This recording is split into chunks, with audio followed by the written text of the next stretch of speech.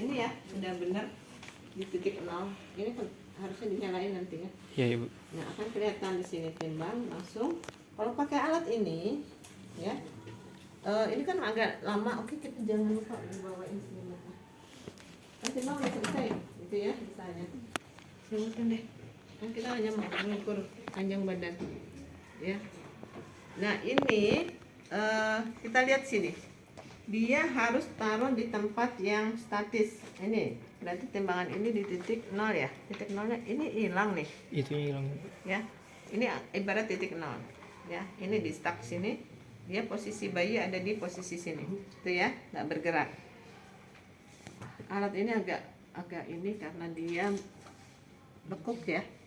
Nah, terus ini kita ambil satu yang diluruskan ya. Satu diluruskan ya, ini ambil, ini kan udah nggak berhenti, diluruskan, kemudian di sini ya, ini hanya alat bantu untuk bisa, nah pas tumit ya, jadi yang diukur tumitnya ini berapa, oh berarti 50,5 ya, 50,5 misalnya, 50,5. Oke, sudah. Terus kita bawa bayinya, hati-hati bawanya, tetap prinsip membawa bayi ke tempat biasanya Injury. ya, ini ya. Terus selanjutnya apa, kita akan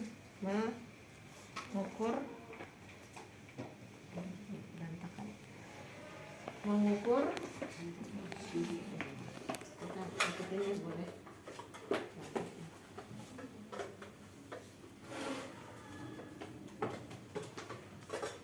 Dulu ini masih antropometri ya, jadi kita ngukur lingkar kepala dan lingkar ya, posisi sentimeter di dalam ya, supaya tidak bias. Kadang-kadang kita mikir kan normalnya 34, ini harus dipas-pasin jadi 34 ya, itu aspek psikologis. Nah, ini kita ukur gramatika ya, lingkaran yang terlebar. Nah, berapa? Oh, berarti berapa nih, 35 ya. Terus kita ukur lingkar dada sama ya, lingkar dada. Dedek angkat dulu ya. Nah, lingkar dada ini sepanjang puting ya. Ya, dia ambil lagi ya, 31. Terus lanjut ke bawah di abdomen. Kalau dia masih ada masih ada itu umbilikal ya di atasnya. Itu ya. 31, ini 32. Berarti lingkar kepala 35, dada 31, perut 32. Itu kan jahit ya. Oke. Selesai sudah. Ya, lalu kita masuk ke pemeriksaan berikutnya. Ini sudah ya. Nah, sekarang kita mulai dari kepala dulu. Kepala apa yang mau diperiksa? Ibu angkat ya. Nih, kalian lihat kepala. Kepala bayi itu ada apa di sini? Ubun-ubun itu kan bahasa orang awam. Bahasa kalian apa? Ubun-ubun. Apa namanya? Nggak lupa lagi, ya ampun. Kemarin kan udah belajar ini pemeriksaan fisik. Di sini ada apa? Iya, ada yang besar, ada yang kecil, namanya apa? Fontanella ada 2 macam. Yang paling besar fontanella apa? Mayor, atau karena posisinya di depan anterior. Ya. Dan itu karakteristiknya dia seperti diamond. Ya, segi diamond segi apa sih? Segi 4 kan di sebelah ketupat. Segi 4 ya. Itu kenapa segi 4? Karena dia akan menjadi persatuan antara sutura. Ya kan? Ya, kemudian di belakang ada apa? Ini fontanella mayor atau anterior, ini ada fontanella minor atau posterior. Mana dulu yang menutup? Perkiraan menutup. Posterior dulu apa anterior? Posterior. Gampang biar gampang gini. 18 bulan, 18 minggu. Ya, penutupnya. Yang posterior. Ya. Nah, terus pada pada fontanella coba dilihat, diinspeksi, cembung apa cekung. Ya, kalau dia cekung menunjukkan adanya dehidrasi. Ya, cembung berarti ada tekanan intrakranial mungkin. Ya, itu. Kemudian raba berdenyutnya. Ya. Oke, itu satu fontanella. Kemudian sutura. Di sini ada garis landmark, nggak kelihatan ya. Nah, raba, ya, di sini ada molase nggak? Ada seperti tindihan nggak? Jadi yang rata kan akan rata, tapi kalau dia ada molase dia akan kelihatan gerujukan. Nah, itu berarti suturanya itu kan proses persalinan, tahu ya? Ada squeeze kan, kepala tersqueeze. Nah, itu sutura main gitu. Memperkecil itu sutura bisa dimainkan. Kalau dia masih seperti ini berarti dia belum kembali. Itu ya. Itu molase masih ada positif. Ya, oke. Kemudian lihat lagi, ada nggak epidural hematom, ya, atau caput succedanum. Jadi kalau caput succedanum kayak kelihatan ya, kalau caput succedanum itu pasca vakum, ya, itu kelihatan dia seperti ada lunak ya. Nah, itu namanya perdarahan, hematoma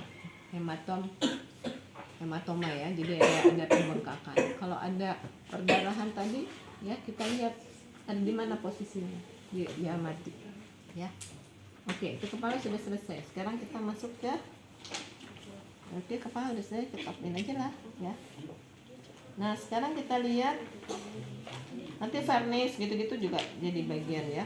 Sekarang kita lihat bagian muka, observasi ya. Dia face-nya kayak istilahnya apa, mongolit itu, tahu ya, kayak face moon face istilahnya ya. Jadi kayak wajah orang Mongolia. Itu enggak, kalau itu kelihatan berarti dia kemungkinan ada apa, ada gangguan atau apa ya, kelainan pengelita ya, karena itu bawaan lahir. Nah, kemudian kita lihat bibirnya. Ini inspeksi dulu, bibirnya ada rapat atau ada sumbing ya, ada skisis, belahan di bibir ya. Terus kita ambil suhu dulu ya, suhu sini kelihatan, dicatat, ini akan dicatat. Kemudian kita mau lihat bagian mata, hanya mau lihat refleksnya bagus nggak ya, jangan gini, nggak boleh. Ini tajam, cukup lihat apa, sepintahnya gitu aja.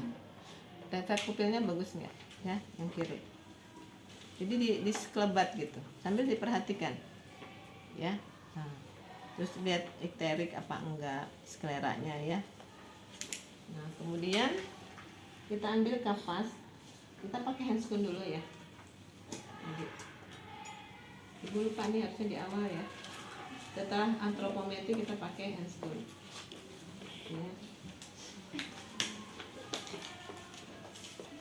Handscoonnya kegedean.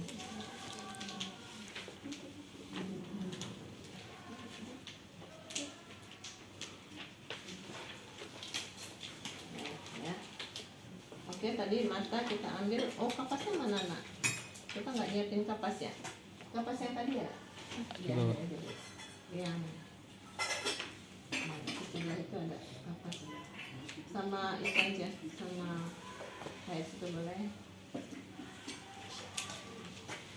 Masukin aja di kom.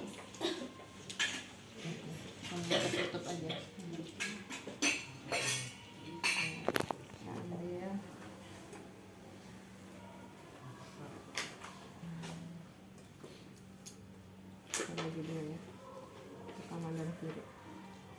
Nah, kita hapus dulu ya. Nah, dari kantus apa, media ke lateral gitu ya, supaya nanti ketika pemeriksaan ini di awal seharusnya ya, sebelum refleks pupil ya. Oke ya, ingat di awal. Oke, udah kan, matanya udah, refleks pupil bagus. Kemudian hidung tadi, hidung juga kita ini dulu ya, dibersihkan dulu. Nah, terus kita lihat bagian hidung ya. agak di ini kan, ya ada septum deviasi nggak, bersih nggak, ya kita lihat bagus. Oke.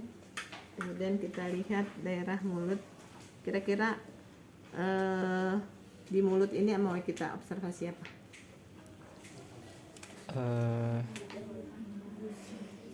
Masukkan, kita raba, ya. Dia menghisap nggak? Berarti kita menguji refleks Hisap. atau sucking refleks, ya. Kemudian kita raba daerah palatumnya, langit-langit. Ada nggak belahan? Mungkin di depan nggak kelihatan, taunya ada belahan di dalam, ya. Berarti ada palatoskisis, kelainan bauan lagi, ya. Kalau itu biasanya suka yang paling sering tuh labioskisis, ya. Jadi sumbing itu labioskisis. Kalau dia sampai ke belakang, sampai palatumnya belah, berarti labio palatoskisis, ya. Oke, terus kita cek apalagi di sini. Sucking refleks sudah. Selanjutnya kalau kita pinjat pipinya, dia akan ngikutin, sentuh aja, ya, dia akan mencari sumber tekanan. Apa namanya? Rotting refleks, ya. Di sini pakai telunjuk boleh, ya, tempel aja, nanti dia akan ikutin, ya. Kemudian tadi kita observasi tadi telinga, ya, sejajar mata enggak. Kalau dia mau ngolit itu biasanya lebih rendah, ya. Yang normal sejajar, gitu ya, dengan mata sejajar. Oke, udah. Kemudian kita mau coba refleks yang lain, tonic neck refleks, ya.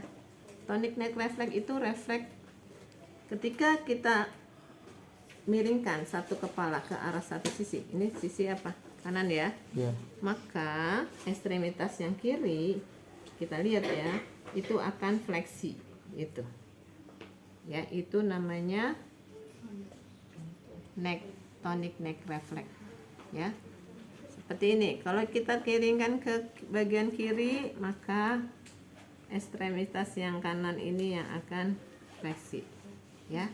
Oke. Nah, udah. Terus kita lihat lehernya tidak ada torticollis. Torticollis itu kayak kalau ketahan, ada otot yang tidak berkembang, ya. Tapi itu nanti kalau masih bayi nggak kelihatan. Kita lihat di sini dada, ya, simetris atau enggak, ya. Kemudian kita lihat, kita cek apa ini, ya, kita cek pulse, nadi.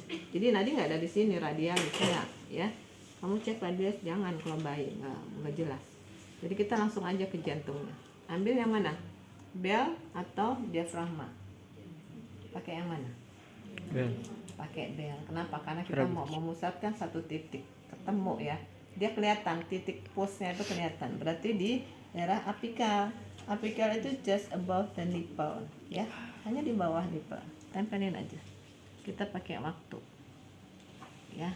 Berapa? 1 menit. Ada berapa? Cari nilai normal bayi baru lahir berapa, ya. Oke, selanjutnya pernafasan, baru kita pakai yang diafragma. Kita lihat sisi kanan, ya, bagaimana bunyi nafasnya. Ada kalau dia bunyi nafasnya kayak ada stridor, itu mungkin ada slemnya masih ada di daerah apa? Daerah ini apa namanya? Bronkovesikuler gitu, ya. Kemudian sebelah kiri, kamu ngantuk? Iya, Ibu. Jangan dibunyiin, ketahuan ngantuknya, ya, gitu, ya. Nanti lihat bunyi nafas. Sekarang pelajari bunyi nafas normal apa, ya, vesikuler atau bronkovesikuler. Kayak apa sih? Coba nanti karena kita nggak punya simulator, ya. Nanti kalian coba di YouTube, apa sih suara yang bronkovesikuler itu, yang vesikuler seperti apa, terus yang tidak normal apa, ya. Oh, ada jalep tuh apa sih, ya. Coba nanti mungkin ada YouTube yang bisa mendengarkan suara-suara itu, ya. Oke, sudah. Nah, kemudian kita ke bawah, ya. Ke bawah lihat abdomennya, lihat permukaannya. Kita ke permukaan agak membesar, gitu, ya. Ini buat segi 4, kita buat kuadran, ya. Kuadran kanan atas cek. Kita mau cek bising usus. Pergerakan bising usus tuh bayi baru lahir sudah ada apa belum, ya. Kemudian kiri atas, kiri bawah, kanan bawah. Sambil lihat umbilikalnya, ya, inspeksi. Nah, kemudian setelah itu kita coba palpasi. Ya, palpasi sini ada nggak benjolan-benjolan, ya, sama per kuadran, ya, jadi rapih. Ya, kemudian juga ada nggak, kalau timpani kan kita 3 jari kita ketuk, ya, pelan-pelan aja, ya, atas dulu, ya, kalau nggak ada distensi, gitu ya. Nah, udah selesai, kita lihat di sini apa, ya. Nah, genital, ya, jangan dulu genital. Oke, kita punggung dulu, ya. Kita lihat punggung atau tangan, ya. Tadi perut udah, kita lihat tangan. Gimana jarinya, lengkap nggak, ya. Terus di tangan ini ada refleks apa? Grab. Refleks, ya. Sini Menggenggam. pencet tangannya, dia akan menggenggam, ya. Coba deh, ada yang punya adik bayi di sini, adiknya kasih bayi maksudnya, Ponakan. ada. Nah, coba ya di rumah, ya, atau ponakan, ya. Nah, kemudian cek punggung, tangan udah kiri kanan, cek punggung di sini. Adakah di garis spinal ini pertumbuhan rambut yang jadi ada tumbuh rambut yang terlokalisir dan itu agak lebat. Itu biasanya calon-calon spina bifida, ya, kelainan bawaan juga. Jadi lihat. Terus ada nggak landmarknya, gitu ya. Nah, udah dilihat aman, oke.